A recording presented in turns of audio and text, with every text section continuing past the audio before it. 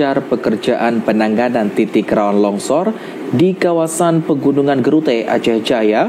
Para pengendara dihentikan sementara waktu untuk melewatinya. Penghentian arus lalu lintas itu dilakukan untuk mempermudah para petugas dalam melakukan pembersihan titik rawan longsor. Untuk memperlancar pekerjaan penanganan titik rawan longsor pada kawasan Pegunungan Gerute, Aceh Jaya, para kendaraan dihentikan sementara waktu untuk melintas. Penutupan arus lalu lintas di kawasan yang melewati pegunungan tersebut untuk mempermudah para petugas dalam membersihkan sisa longsor dan untuk menghindari kecelakaan saat kegiatan berlangsung.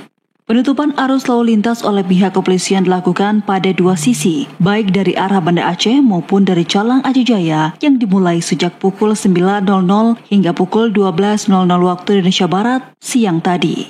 Pengalihan arus lalu lintas dari Calang dipersiapkan di areal SPBU Labno, sementara dari arah Banda Aceh dihentikan pada rest areal kaki Gunung Gerute, Kecamatan Long, Kabupaten Aceh Besar. Kasat Lantas Polres Aceh Jaya Ibtu As'ari menyampaikan, sejauh ini penanganan titik longsor di kawasan Gunung Gerute terus dilakukan, yang dimulai sejak pukul 9 pagi tadi dan selesai dalam 3 jam.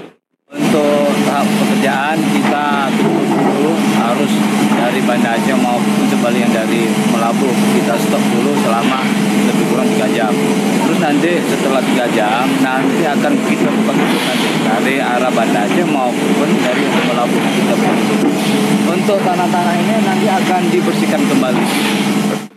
Hingga siang tadi, penanganan titik rawan longsor di kawasan Gunung Gerute terus dilakukan oleh pihak petugas. Sementara untuk arus lalu lintas warga mulai kembali lancar. Dari Aceh Jaya, Musliadi, TVRI Aceh melapor.